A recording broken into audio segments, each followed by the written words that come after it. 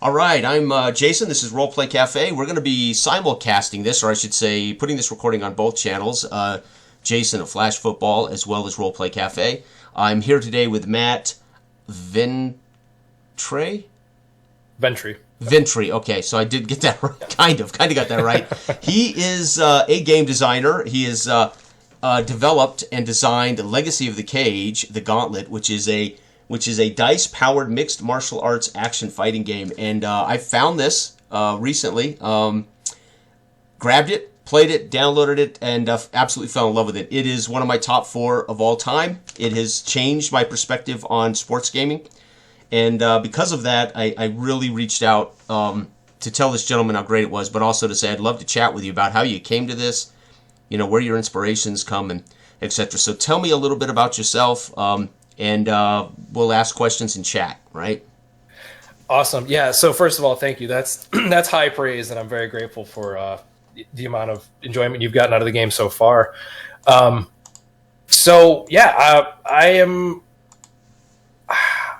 I don't know how far back you want to go, but I guess the underpinning of my game design / athletics obsession started when I was a kid. So I grew up in upstate New York, a suburb of Syracuse, played a lot of sports as a child, played a lot of games as a child, a lot of music too.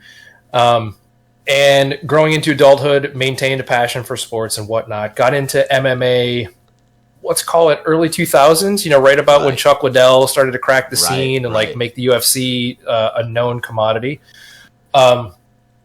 Probably watched a lot more of it back then than I do now, just because there's a ton of it now. It's kind of hard to keep up with, but always loved it. Got into judo a little bit as a result.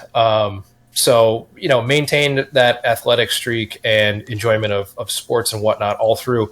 Fast forward to 2020, COVID era, right? I think COVID changed our lives a lot in a lot of ways. Yeah.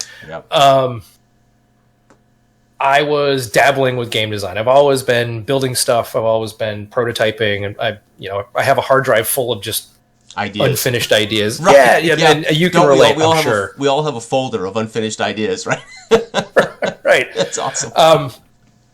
And I was just like, hey, I got more time on my hands now than I think I've ever had, and some disposable income and a captive audience, because a lot of good friends of mine had been playing a ton of D&D and other role-playing games online at the time. Okay. Because what else are we going to do? And I thought, I gotta make this thing. I gotta get these ideas out there and put them out for the world to see. And there's time to prototype and marinate and test a little bit. So that's the origin story of Matt, being a sports enthusiast, lifelong athlete, and kind of where the inception for Legacy of the Cage came from. Wow. So you actually participate in physical MMA at some point? Judo? I haven't done MMA. I did judo for about 3 or 4 years. Yeah. At this point, man, I'm aging quickly, but let's say about 14 years ago. Okay. And then I moved, I relocated, and I kind of stopped. But I've always loved it. Yeah. I think it's just a beautiful... Both judo and Brazilian Jiu-Jitsu and obviously mixed martial arts are just a tremendous art form. I think that there's a ton of... There's important messaging there, right, for individuals. And my philosophy as a designer, I'll get into it a little bit more if you're interested. But my philosophy as a designer is about ever improving oneself. Yeah. Right? Games are a good analog for the struggles and trials of life. Yeah. So it's a safe environment in which we can challenge ourselves to get better. Yeah. We know the rules. We know the score. We know our potential. We can see the next level. The question is, how do we get there? And then as the dice fall, how do you deal with those random happenstances, right? That life hands out. So I think MMA and those sports are really good. And I think MMA for combat sport. I grew up a passionate boxing fan. Football. I played football, ran track, wrestled, did a little bit of boxing for one summer, amateur at a local little gym that was in an old mall in our old neighborhood. So I went down there one summer, did some. You'd fight 4 rounds with headgear on against other kids that were roughly your size. But nothing serious. But I loved it so much, the sweet science.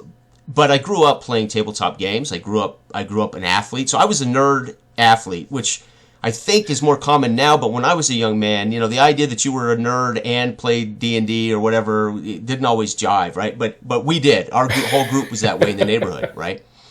And so if we couldn't exercise our demons actually out playing football, we'd go back, sit down, and play status pro football, and be the captain of our favorite football team. For 2 hours.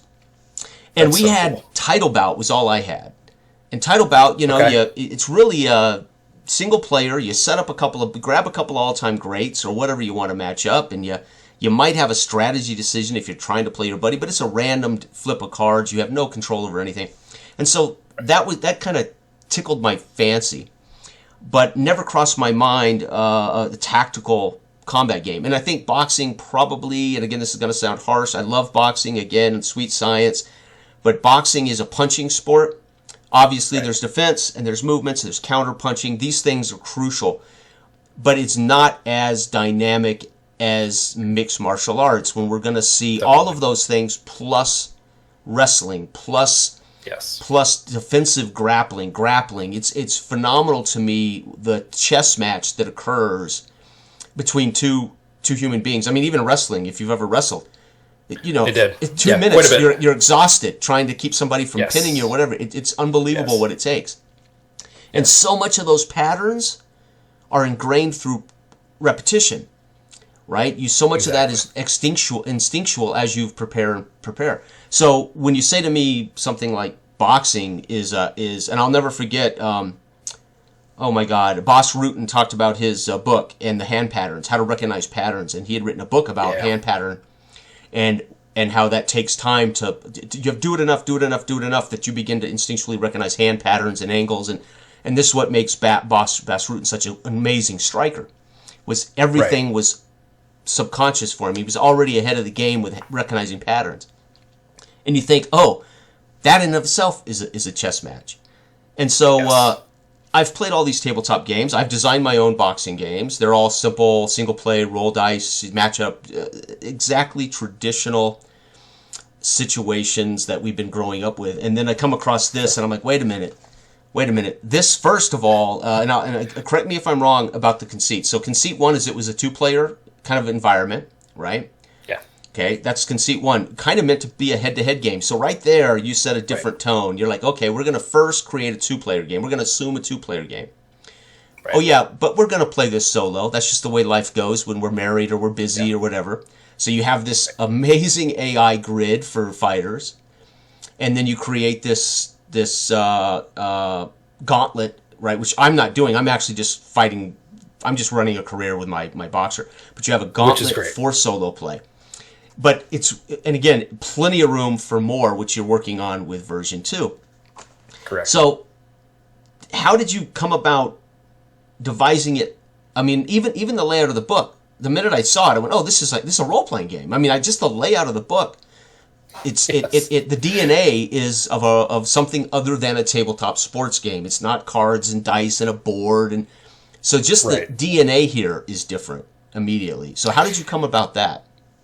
Yeah, well, as I mentioned previously, we were playing a ton of D&D, and I got into tabletop a little bit later in life. Yeah. I find as I've joined these communities, a lot of folks have this really awesome life story about how they were kids and playing games like that. And I was, similar to you, I was the jock nerd archetype, which didn't really exist. First chair saxophone, captain of the wrestling team, also, physics nerd. Right. That's a weird combo. Like that's running in that many circles isn't common, but it obviously later in life came to bear a little bit more. But we played a lot of video games in addition to our sports. Played a lot of like actual card games. Played a lot of poker, a lot of pitch, those kinds of stuff. But we never really nobody I knew intimately was into D&D or tabletop. Yeah. And I don't want to say it's a regret. It's an interesting thing that passed me by that I didn't get into, because I think if I had known about it back then, I'd have been all in. Right. So I came about it a little bit later in life. A very good friend of mine, when I was living in New York City, introduced me to the game, and I fell in like head over heels in love with it. Just could not get enough. He was a tremendous DM. I got very lucky. Tremendous DM, had some very interesting characters at the table. Just great people to play with. And so about, when COVID hits 2020, I'm like, I got to DM, I got to run games. Mm-hmm. I'm immersed. I'm reading about the lore. I'm buying old books. So I'm into tabletop role playing. Like I am very into that genre. So it makes sense that I started from that role-playing foundation. Yeah. I'm thinking about it as a role-playing game, but realizing that if I want it to be tactical and map to the the commonalities of MMA and combat sports, that role-playing itself isn't going to get the job done. There should be some aspects of it, but that doesn't give you enough agency in the cage, as it were. Right. Because that's a structured environment where combat happens. Yep. In D&D, combat can happen wherever the DM decides it can happen, and they create boundaries and whatnot, and there are rules that govern those interactions, but they're very fluid and freeform, and the DM can always say, all right, you just win, let's move on. I knew that you can't really just say that in the middle of a cage fight. Like, someone has to definitively win right. Yeah. one way or Especially another, in a sport. or tie. I mean, sport is sport. Yeah. I mean, there is this give and take that has to occur. Yeah. So that was absolutely part of it. I went, okay, so there's the structured part of it, which is the sport athletic part, and then there's this idea that I think people are going to want to like get into this, like create their own universe in their head, and how do we do that? And I was playing a lot of D&D, and also I was playing a lot of Blood Bowl. And if your awesome. viewers are familiar with Blood Bowl, both the PC and the tabletop. Yep. Exactly. I mean, that is like turbo nerd to the max. Yeah. Like if you, it's true. I'm immersed. Yeah, anything that's a bastardization of football, I'm like, what? And then you start playing, you're like, oh, this is fun. Yeah, I mean, it's Warhammer with football, but interpreted by soccer fans, and it's hilarious, right? So I took the legacy part of the game came very deeply from Blood Bowl. The way you can be injured and those things carry forward, and some of the randomization was very Blood Bowl-esque. In retrospect, I think maybe a little heavy-handed on the Blood Bowl influence, but it's what it is. It was a product of its time. That's funny. It never crossed my mind. I played Blood Bowl, but I never once did I think Blood Bowl in any of this. Isn't that funny? I didn't even see it. So I didn't play enough Blood Bowl, obviously. No such thing as too much Blood Bowl. So, get to it. So those things came together, and the way the presentation, as you mentioned, came out was I didn't really know any other way because I hadn't been playing. I hadn't really been aware of any sports simulation games. I'm not embarrassed to say that. I just didn't know the community really existed. I'd heard of Stratomatic and I'd heard of APBA and those types of games. Sure. I knew they existed, but I didn't think of Legacy of the Cage as fitting into that genre. Yeah. Or did I think it would be successful there? Because I'm like, this is like a role-playing game. This isn't a simulation game. And so that's what you see in the first version is this rule set that really feels like a role-playing game or looks like a role-playing game, but plays like a simulation, a tactical simulation. Mm-hmm. And I think that tension is what creates its unique vibe. And it's a good foundation to build on, right? So that's really where that all came from. I think some of the feedback I got about the presentation was, and these are from more people who are more into tabletop games and role-playing games. They said, it's kind of doesn't have an on-ramp, and I agreed with that. It's not the easiest game to get into because they didn't really create a quick start guide. Right. Not a problem. But good information to have. Yeah. And then, the reference tome itself is a little bit dense. So I tried to, I redid some of the tables and kind of consolidated things. Okay. But still, if you're missing a rule, you have to go back, like in Dungeons and Dragons, if you forget a rule, you have to go back to the DMG page 184, section 3, paragraph 4, line 2. Right. An addendum. Right. Almost so, an afterthought. Right. Right.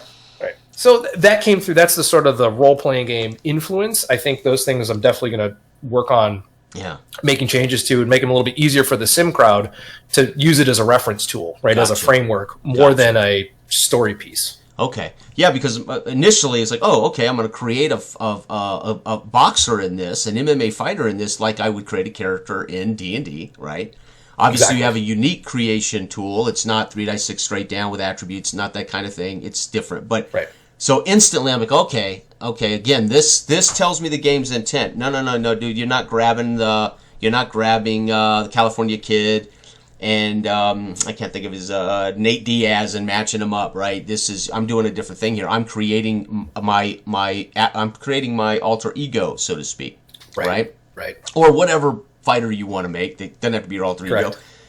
And so and then of course the minute you build that and you start looking next to the actual simulated combat and you're hit with this is this does adhere to Nash's equilibrium. This is tic-tac-toe. I know the rules, you know the rules, you go, I go, and we cross that and we see who can. And then, of course, the magic of this not being tic-tac-toe is we introduce dice, which keeps us all honest, which is, let's face it, dice, cards, the random element is what makes gaming fun, makes it a joy. Yeah. So we go to that piece, and then it's like, okay, and then we get to the career part, and then I see, again, as I create a character, as you well know, when you create a character, you learn the system as you create the character. Oh, there's hype? What? Interesting. Oh, there's legacy? Or, there's longevity? What's this relate to? So we get to that portion, right? You leave no stone unturned. You know, how to create a character, how to advance the character, how to conduct the fights, how to resolve the fights, because one of the things that's a hiccup for people that don't know MMA is, what happens if the game ends in a draw? What happens when everybody ties? You know, they need to know the actual technical realities, which you've put in here. And then, of course, we go into the fictional part, which is how do we degrade? How do we improve? And there's, again, role-playing. Number one, we use random elements there, which I think is amazing. But then you also have points to spend, and that's what you were talking about when you started this conversation, the lessons of life. We're not just fighting and fighting and fighting and fighting. We're actually trying to figure out a way to improve our fighter, which that swings back around to the role-playing ideas that we are evolving as a person or as a combatant or as a fighter or a dwarf or whatever it is. And those things, I think, are just phenomenal. So the question is, how much of that came to you through the inspiration of role-playing? How much of that came to you through your observations of the actual sport of MMA, watching these fighters build hype? You know, how much of you said, hey, that's a thing that happens in real life, we're going to tie that into this, right? Because I would have never, for instance, thought about, say, hype or reputation in a role-playing game. Now, our role-playing game uses something like it, prestige, or we have reputation points which lead to prestige. But that's because it's a class-based society and structure. But those are the things that I said, I'm curious, did this stuff come to you from role-playing perspective, or did it come to you through the observations of real combat sport? A little of both. So when I looked at the advancement mechanic, I thought we need to have some way to advance our fighter. And that advancement has to have meaning inside the cage. My philosophy in designing this game was sort of concentric circles, right? There's loops of gameplay. The core loop, if you do nothing else in Legacy of the Cage, if you don't want to run a lifetime of fighter, you don't want to run a whole universe or whatever, you could grab either the book and some dice, or the book and a buddy and some dice, and you can have a fight in a cage. And you can walk away after your lunch break and be like, that was fun. Yeah. That's all I play the game for. So I focused on this core loop of like, everything has to make sense in the cage. There has to be an effect on your fighter's abilities or something when they fight, because that is where the action happens. We're not like zooming out to the point where like that's irrelevant. That's always relevant. Whether or not we simulate it quickly or whether or not we play each and every single blowout with the dice. Point is, that's where the major effects happen. So if you zoom out one loop, then you get to the career. Yeah. So the interplay between the fight itself and the career is really where I had to focus on this this gameplay system. And so part of it is from tabletop role-playing games where, yes, we have to have meaningful advancement and they have to be based on certain rules. Otherwise, you can't do it willy-nilly. Correct.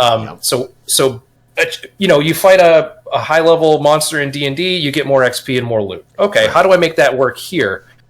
So I said, it has to be similar to that. But I said, what is instead of just saying it's experience points, which would work, right? That would be fine. Yeah. What is the real world analog? Yeah. What happens to a fighter as they get better in their career? Well, fighters who are not on anybody's radar are not interesting. Therefore, they're not rewarded for their participation in the sport. That's right. They are some way, but if you're not on Dana White's top 10 list and getting the best fights, you're not getting booked for the gold. That means you don't have any hype. That means you're not going to be able to advance as quickly, or maybe you won't get those matches. You won't get to fight that better fighter. So I thought, this is real world stuff, and I need to map that back onto this role-playing, this Dungeons and Dragons-esque curve, and make it make sense. So I think I had to I looked at the role-playing aspect, and then I took the real world measure of hype. I had to come up with a word for it. I guess hype is the best thing to really... I mean, there are other ways of saying it, right? But that's how it works. That's how you get rewarded, especially in commercial MMA. In a traditional, like in Abu Dhabi Combat Club, hype doesn't really matter. I guess if you're, Gordon Ryan, maybe you're hyped. I don't know, but like if you're trying to speak to an audience that knows, the only people who know that is what they've seen on TV, and there's a hype machine that goes with what you see on TV, right? So you are 100% right about hype. Yeah. So I had to abstract that mechanism into something without overcomplicating it, because I got to the point where if you see some of my old spreadsheets. There are a lot of ticky-tacky mechanics that allow the player to like pull on the hype and like overhype and hire a hype man and all this stuff. Yeah, but now you're changing. Now you're changing it from a combat sport to something else. Yeah. So I decided against that, and I think the way it tested out was pretty successful. But that was where I landed. And the way the hype, the interplay works, and this is common across the whole game, is that you're always head to head with something. Yeah. You're matching up relative to something else. You're not like, there's no standard. There's the person across the cage from me and me. Yeah. And how our abilities offset are what give us the odds, the numerical math that we can play within the game. Similar to hype, right? If I'm fighting someone higher than me, right, the way that math works is I get more respect by beating someone who's got more respect. Right? And if I squash somebody, no one wants to see that. Therefore, I'm either penalized or I get no advantage. You beat up on a nobody. So what?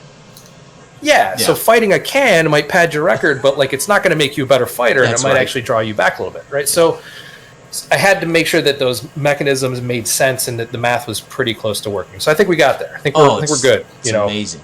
Yeah, and then I get to, and I'll get to the beautiful simplicity of this very dynamic game, right, in a second, right? Because this is one of the things I love about this, and you don't know me real well, but people who've been watching me on YouTube for 15 years, they know I'm an anti-complexity guy. I like my role-playing games being simpler than D&D, you know? But I'll play them, and I do, and I have for 50 years, you know, for 30, 40 years, but I like simple, right? And I flipped through this. I'm like, this is dense. This is loaded. This stuff, but it all matters. But what's amazing is how you cull it into a simple play system, which is, I'll get to that in a second. But then I get to longevity. I'm like, okay, years ago I had this idea. What if you didn't grow hit points? What if you started with like your lifetime of hit points, and as you journey through D&D, you slowly get beat down into an old man that has very few hit points left. All right. And I'm thinking, holy cow, longevity is this kind of brilliant reverse idea. Instead of it being hit points per fight, it's kind of this idea of how you are slowly sent on your way, right? Right. This is genius. And as I'm playing it, I mean, I'm only 5 fights in. Unfortunately, I've been so busy with other stuff, I haven't been able to get to his 6th fight. And he's down to 34 longevity, and I'm doing the math going, my God, this guy's going to have 10. If he doesn't get it together, he's going to only make 10, maybe 16 fights. And I love that. I absolutely love that. How did you come up with that score? Math. I mean, I don't need you to give me any formulas, but I mean, where did the idea of starting with a number and we work down to, hey man, you're done, you know? Right. That came from my playtesting group, who said, this is cool, but fighters don't last forever. Right, you can't have a 100-fight career. Like, if you want this to feel like real life, you have to stop somewhere. So you have to introduce a mechanism that will force a player to retire their character. Yeah. You know, and I had to think, I'm like, well, we can do it with stats. I'm like, eventually injuries can chip away, but that still depends on you getting beat up a bunch. And like, you're probably going to retire an 0-20 fighter anyway before he's like got to that point. Oh, that's not fun. You're not gonna, if he loses 2 more, I'm done. I mean, I'm going to make a new character. Yeah, I figured, I'm like, so we can't do that. So somebody mentioned, what about, I don't know if the word they used was longevity, but it translated out to that. And I said, that's really cool. Yeah. So I tested it out, and, you know, based on the math of the original game, 50 felt right, but it's one of those levers that I left open-ended. Right. That if you want to explore and say, I think I want to try to get most of my fighters to, you know, legendary status. Oh, sure. I'm gonna give him 100. Yeah. I'm gonna give him 175, or I'm gonna change the die rolls, or I'm only gonna roll a D4 instead of a D8, or I'm only gonna make it a static, you know, chip away instead of I mean, we can always are great levers homebrew. We can always tweak and homebrew. Yeah. But I needed that way. Someone said, "Listen, we just can't. Like, if you want this to feel like real MMA, you know, people are gonna fall off toward the end of their career, and the more damage they take, the worse it's gonna get. The quicker it's gonna get." I went, "Yep, that's definitely the way we got to do it." So. longevity was the way it came about. Yeah, it's genius. And then, of course, we have the phase of improving through action points, or AP. Is that action points? I'm sorry, I forget. AP. Boy, wow, I drew a blank. Advancement points. Advancement points. Yeah. Thank you. So we're both. My fault. I said action, messed you up. Advancement points. It's fine. So as we succeed, we get more. Even if we fail, we get something because we learn from failure, right? Even if we don't succeed, we learn something. And then these equate to, I don't know, there's 12, 16 skills that we can purchase, which I love, a small skill set. And I like that there is cheap, and then I like that there is expensive. Instead of a lot of skills, smaller choices, but make them more expensive, right? So I might have to get really successful to start buying up the bigger skills. So I love that too. It's there, but it's a window of opportunity to make smart strategic decisions or bad decisions, right? So yeah. I love that. And so that starts to give our fighters something other than attribute scores to match up. So then we get into this idea again of what I think is the absolute engine of this, which is the fighting. So we have attributes. These attributes are intuitive, right? You're going to strike, you're going to grapple, you're going to wrestle, right? You got stamina, you got speed, and we're going to take these things, we're going to match these up in such a way that, grapple faces grapple, wrestle faces wrestle, strike faces strike. So it's genius, right? Instead of me trying to go strike versus defense, wrestle versus what. So we get this, and unless I'm saying something wrong, if I get any of your rules incorrect, please correct me, right? Because I might. Yeah, don't hesitate. I get them wrong all the time too. Don't worry, it's pretty standard. So, but what is fantastic is this matchup creates a plus or minus differential that is checked on a chart that's a simple percentage. So once I'm in the game, I'm making a simple percentage roll for either fighter when they make their action, and this is the beauty in taking this dynamism that you've created, but making it simple to apply once I start dropping dice. Now I can free myself up if I'm in a head-to-head to think about, okay, I really want to go for the submission now, and I think he's going to probably think he can knock me out with that big strike, right? And now I'm free to start thinking about this tic-tac-toe game we're going to play. Yeah. And I got to ask you, how did that come about? Outside of D&D, because D&D is not like that. D&D, it's, hey, man, I'm going to swing my sword, I roll the dice, do I hit it? Right, there are tactics on the map with certain abilities and things, but growing up the way I grew up, we very often didn't play, the version of D&D we played didn't have those kind of tactics, so we were theater of the mind. You might use maps and minis, but there wasn't a lot. Obviously, D&D changed, a lot more tabletop environmental stuff, but you don't need this on a tabletop. This is pencil and paper. We don't need maps. We don't have a ring. We don't move around the ring. We don't invite ring movement into the play, which I agree with. Unlike boxing, I believe ring movement is paramount to success in boxing. I think it's paramount in MMA, cutting somebody off, keeping them where you want them. Those are important, but that part isn't in here. But you could have incorporated ring movement, right? Yeah. But again, that very often when you watch MMA, it happens so fast and so sudden. Ring movement is almost irrelevant, right, to the average viewer. They don't recognize that one guy's cutting off angles. Boxing can be obvious. When Sugar Ray's making a boxer chase him around the ring all fight, you can see that. Yeah. You can see it, right? So, or Muhammad Ali rope-a-doping a guy all fight long. So anyway, how did this come about? And again, don't give up formulas. Don't tell me how you make it. I'm just curious what inspired these ideas. So it takes heavily from, there are a couple aspects of the fight. The fight, one, when you mentioned earlier, I envisioned this as a head-to-head experience. Mm-hmm. As a head-to-head experience, it made sense to me to draw on hidden information like a poker game, right? So you alluded to that a little bit, where you're trying to think, based on what I know about my opponent, what I know about his fighter on paper, I think he's going to behave a certain way. I think he's going to pick this skill. Right. Now, in playtesting, people are like, wow, you can just spam your high probability skills. I said, yeah, sure, but then I know what you're going to do. Yeah.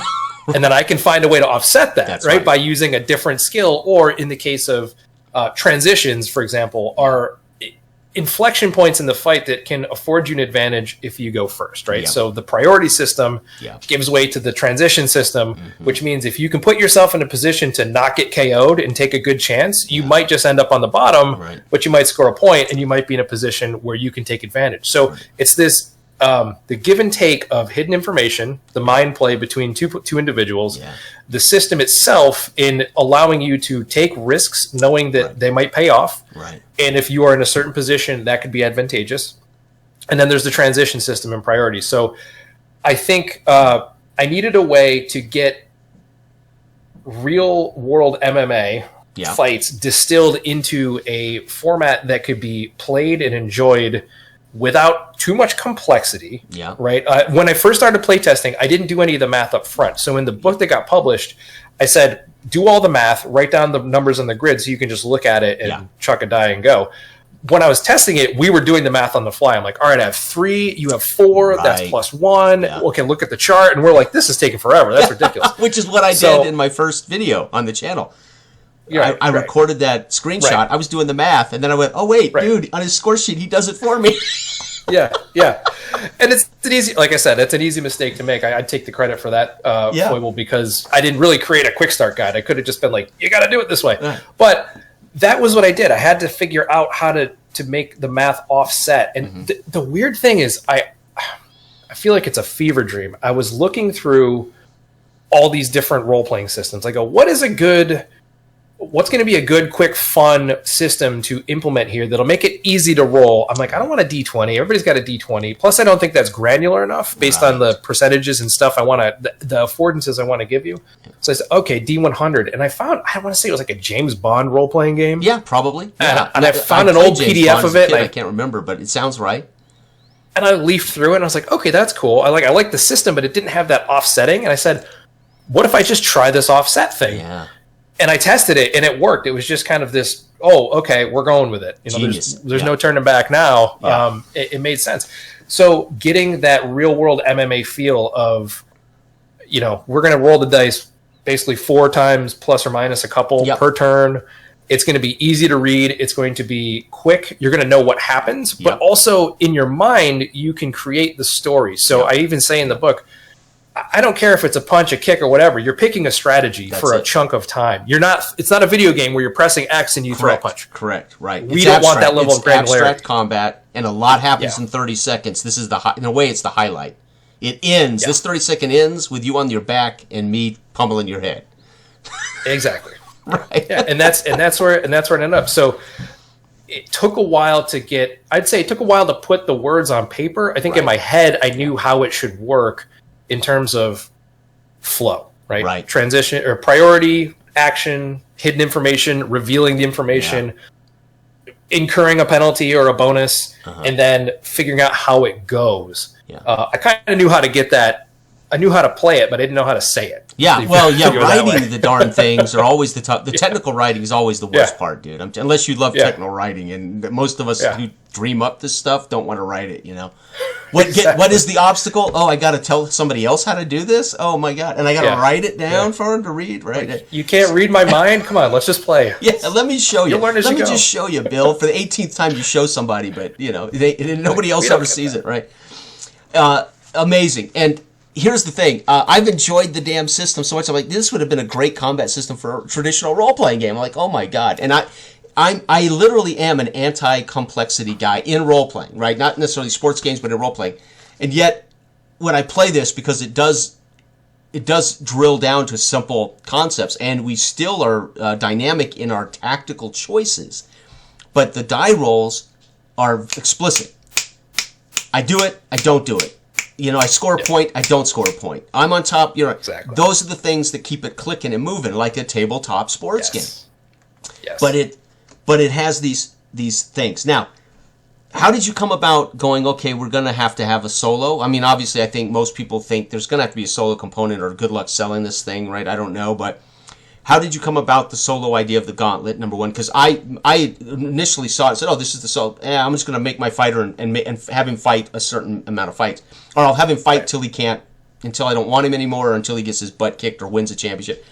So I was doing kind of my own career mode. But how did you come about the solo, and how did you come about the Gauntlet as your solo choice? Because I'm most intrigued at why the Gauntlet kind of became your, hey, here's how you're going to play solo. You don't have to, but here's kind of the guidelines for that. And then how that again, the last piece of this, I'm asking you 3 questions, I know, but the last piece is that grid, the AI, the artificial grid is perfection. Again, right? I appreciate that. Yeah. Thank you. So deciding on, one, why did I need a solo? You're partially right. It's hard to just put something out there and think like you're going to have a built-in audience, because I didn't. No. Nobody knew about this game, and I didn't have any followers. So I was like, well, if some random Joe picks it up, they're not going to have 20 people knocking down their door to play Legacy of the Cage. They're going to want to know if it's good or not on their own, so that they can sell it to their friends. Which I figured you got to have some rules to let someone try it on their own. Now, not having the sports sim experience led me to go, I think a tabletop role player needs some structure. They need to, like, I'm thinking very video gamey. Like, you look at like Mortal Kombat. Right. Old school game, right? You look at that mountain of names and you go, I got to get to the top. Yeah. How do I get to the top? Well, I got to beat these 10 people. Right. There you go. With this fighter, right? And if I get to 5 and I fail, going right back down to the bottom of the mountain. Okay. So I thought that's a structure and a game mode that people will identify with. At least so I thought, right? They'll recognize it. Yeah, it'd be familiar. Yeah. You They climb in can the ladder. say, I climb in the ladder, right? How do I climb the ladder? Okay. Beat the guy in front of you, right? Okay. And then I thought, okay, in order to make that work, we need to have some rules. We need to have some structure. We need to have the sense of progression, and we need to make it work with the fighter system. Like, you have to take the stuff that you can do in the other part of the game and do it here, because it still needs to be a complete package. Right. You need to be able to, like, enjoy the progress of your fighter against these AI opponents. Not such a sandbox that you couldn't play it indefinitely. And also, I needed a game to play myself too. Yeah. I needed some structure. Right. I needed like, in testing, I go, I want to beat the Gauntlet. I want to beat the Gauntlet in reverse. There you go. Can it be done? Yeah. So it gave me a playtest scaffolding, and then I just said, this is a good I'm going to publish this. This actually works pretty well. Genius. Yeah. In regards to the grid, I'll be honest with you, I don't remember how I came up with it. I think I was literally holding a D8 and I went, there's like 8 actions, and I think it would be good if you could pick from those 8. And I said, well, it doesn't make sense to pick from 8 randomly, because you can't even use them all depending on your position. But I said, what if you could have a fighter, in this position, this fighter emphasizes the following things. Why? Well, because they're really good at striking, so they're going to want to strike more often than not. Yeah. Okay, what would they do alternative to that? And I said, okay, well, we can build in a personality by taking 8 slots and assigning actions in a certain order. Yeah. And I didn't actually have. We talked, I think, in the Discord a while ago about the fact that the sort of automated NPF gassing and stalling rules are built into the grid, in that if they exceed their allotted gassing / stalling, their stamina score, basically, they do so many actions in a row. Right. Because, hey, they're going to strike 6 out of 7 times, or 6 out of 8 times, and you're not rolling that 7. But we don't want them to, like, auto KO themselves. We want them to have a realistic, right? Yeah, they're not going to realistic, right. Yeah. Right. So we have to say, like, what would an intelligent fighter do? They would fall back to the next logical move in their skill set for this given point in the fight. So I said, okay, we're going to move to the right to the next legal action. Right. And then that got to the point where I said, oh, I can build personalities into these grids by saying, like, because we're moving to the right, if you split up your core actions, instead of putting them all 1 through 4, you do 1, 2, 5, 6, and then space out different actions. Yes. Then you can say, he's not always sure if he's going to do a reversal here, or if he's going to try to escape, or if he's just going to turtle up. It might be that he does one or the other. Right. And you don't know which one it's going to be. So it adds a little bit of spice into your fights as you're fighting against this computer-controlled character. Yeah, and I mean, this is the next point. So instead of just a list of fighters with stats, we get monster blocks like D&D, right? Instead of the zombie monster, we get the striker monster block, which is freaking genius, because now I can give this guy a name. And I'm playing, right? I'm playing against, my first fight was against, I took the striker and said, okay, this is the guy I'm fighting against. Gave him a name and fought against this. And then fought against another striker. And of course, the Gauntlet, you've actually customized the list of fighters, which is very cool, right? And of course, you're free to make your own, right? You could literally sit down with a character creation and create enemy fighters. But I love that you have a monster section basically, but instead of them being monsters, they're fighters. It's just amazing. And then you released some free PDF upgrades of what I think 9 other fighter styles, which is again I think they all come with a rookie, a veteran, and a higher level. I think you have 3 fighters to each package that are all representative of something, and they're all customized, which is just genius. So I don't have to go, I wonder who would McGregor be in his prime? Oh, let's look here. Oh, well, McGregor in his prime would be, a contender or champion or whatever, right? And you slap this McGregor's name on this and you fight McGregor, right? And so I love that.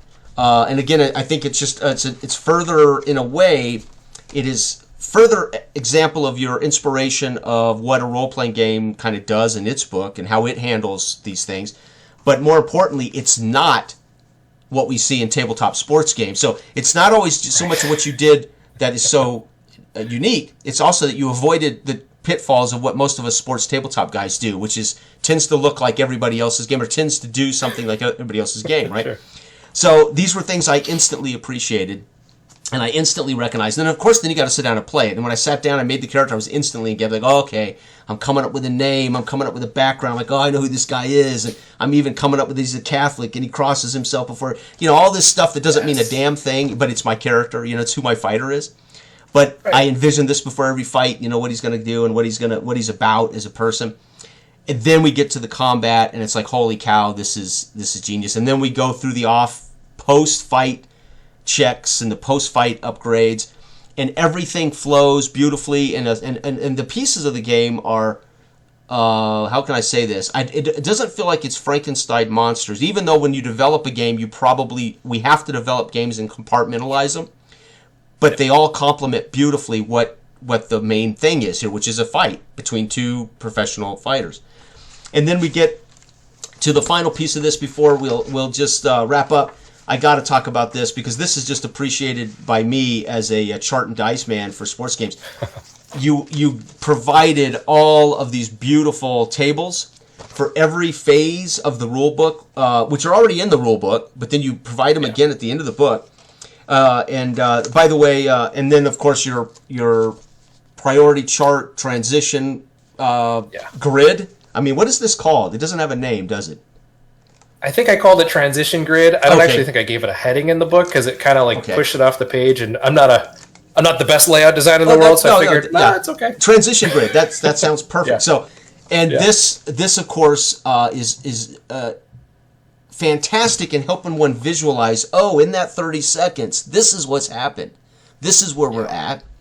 And then of course you did the smartest thing anybody who writes a sophisticated sports game should do. Our actual procedure, standard of practice, and it walks us through how, so I'm not flipping through your rulebook trying to read out pieces from the I'm literally walked through the game. And I tell you, from front to back, in my opinion, my friend, for your first venture into this much of, because your other game is much smaller, your science fiction game, right? Yes, yeah. This, for your first effort, brother, this is perfect, man. It's fantastic. I'm not a nitpicker. Yeah, you might have a maybe there's something, but you nailed it. Sure. And I've got to say, what is the next and final couple of questions is, what's next for Play Architect, right? What's on the agenda? What are your inspirations, and do you have any inspirations to go in another direction as well, or is it going to be right now supporting Legacy of a Cage? That's a great question. So you mentioned my other game, which I did for a game jam, which I thought was pretty fun. Drive Through RPG does that once a year in the spring, early spring. Right. And I threw my hat in the ring and I said, I got Legacy of the Cage out there. And I was still very sports minded. So you'll notice the sports theme. The theme of the jam was actually space, but I'm like, no, we're doing sports in space. And I'm going to call it Space Sport. That's fine. Yeah. I got a month to make this game. Let's keep it simple. Yeah. Play Architect is right now, it's just me, by the way. I was going to ask you, and who is Play Architect? But I was going to save that for last, but you're fast. You're quick, man. Just me. Solo design for now. I'm going to continue to support Legacy of the Cage.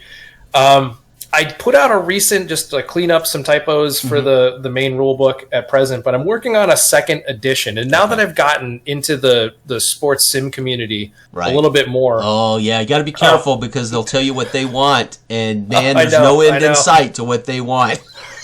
Well, here's the beauty of that. Because I have my legs firmly planted in both the tabletop role-playing game community and now the sports sim community, I can make sure that I'm pulling inspiration from all the games that I still play TTRPGs quite a bit. I run 2 Shadow Dark tables. Nice. Shadow Dark's awesome. Shout out to Shadow Dark, amazing game. Yeah.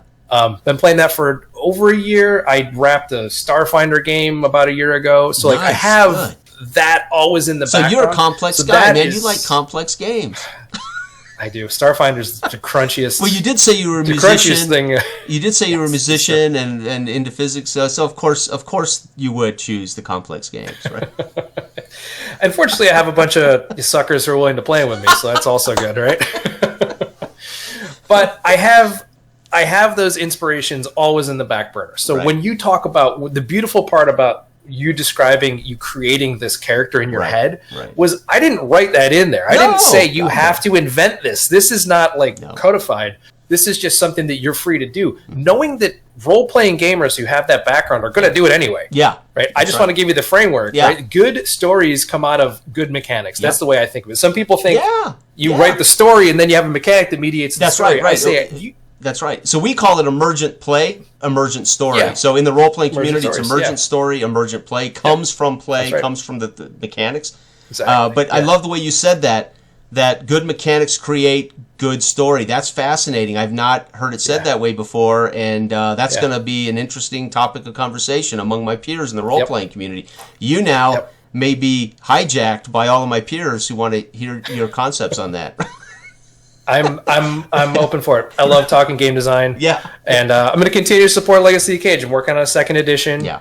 And kind of cleaning up some of the rough edges and adding some more mechanics that support some of the bigger loops, right? I've mentioned, I think, publicly about there being a team aspect or multiple fighters, which gives rise to the idea of a promotion and a promoter. So the role of the, quote, DM, where you can have sort of a bigger grouping universal. And there are rules that mediate, again, if you use those loops, the core loop is the fight always. Yeah. Then there's the career, then there's the team, then there's the promotion. And then if you think multiverse, you could have 2 people running 2 promotions and trading guys back and forth. And it's great. Fantastic. So that's going to be on the slate for V2? That's ambitious. I would say promoter rules for sure, team rules for sure. Okay. Clean up of some of the rough corners, and I'm definitely going to publish a new book. Right. We're gonna and for those tighten it up a little bit. Those who don't know, this was not meant to be printed out. I had it printed out so I could play on the table, and it came out beautifully. By the way, there were no margin issues. So you did a great job. It did come out fine. I didn't know that when I printed it. It warned me at the print thing. Oh, this is going to have some. I said I don't care. I just need it in my hands. I'm a tangible guy. I like it in my hands. So hopefully your next one will actually be available maybe in both PDF and hardback or copy. I will be purchasing it and fully supporting you, my friend, no matter what you do. And you can count on that coming not only from my sharing of your game and playing your game and telling everybody in the damn world they need to be trying this, but also I'll be buying it to support you, my friend. It's amazing. I appreciate it. And I do hope we have a chance. And one of my goals, I mentioned this to you in Discord a while back, is once I really feel good with it, I want us to have a Discord a head-to-head battle, and we'll record it and share what this game's like head-to-head, and we'll get to see our imaginings, and we'll get to suffer the slings and arrows, the fists and kicks, and the elbows of the MMA bout. Right now, I'll be at a big disadvantage because, well, you are the master designer, but that's okay. I don't mind that. Right. Going back to your original thought when you said much can be learned from what life is, and that's we learn these life lessons we should be working to improve. And for that to happen, you have to have exposure, right? As a fighter, for you to improve, you must be exposed to another fighter. For a game designer to improve, they must be exposed to an audience. For a musician to improve, they must be exposed again to an audience or a teacher. Somebody's going to say, "Oh no, we got to work on that fingering. We got to right." And so this is life, and we don't back down from criticism. We don't back down from from those things if we want to improve, right? Hopefully we get it as constructive criticism and not as naysayers and a-holes. And I tend to be a positive guy. And I got to tell you, I play this for what it is, rules as written. And you notice I don't send you messages, hey, you need to do this, you should do that. Nah, man, because this is an extension of what you wanted us to have. And so I accept it for that. And I'm telling you now, I have 4 games that change my perspective on gaming, and this is on that list. And so I can't recommend it enough for sports fans, especially combat sports fans. If you are a role player and you're not into combat sports, I don't know. But if you're into game design, if you're into intricate details that work well together but come out simply, which is the best way I can describe this. We've got depth, we got density, but guess what? It's not difficult to play. And that is a feat, my friend, and you nailed it. And I got to thank you, right, for giving it to us. That's for sure. And by the way, it's available on DriveThruRPG and PDF for $4? $4. For $4, man. So obviously you have a real job. Yes, I do. I come from the software background. But listen, thank you so much. I appreciate, those words are beyond kind, and my gratitude knows no bounds. I appreciate it. Always up for the challenge. Bring the criticism, bring the heat. I'm looking to see how people are playing it and hacking it. And there's already been some really cool hacks out there in the Discords. That's so cool. I thank you. Yeah, It's players awesome. are infinitely creative. And if they're inspired, oh man, they'll come up with some amazing stuff, Just ask Gary Gygax, the man that invented D&D back in 1974. Yes. Where it started and where it became is because of players changing it, right? GMs changing it. Yeah. So thank you, my friend. I appreciate you. I appreciate this work, and we're going to continue our friendship. And I look forward to the future of your work. And thank you so much. I'm going to stop my recording here, and then we will say our goodbye.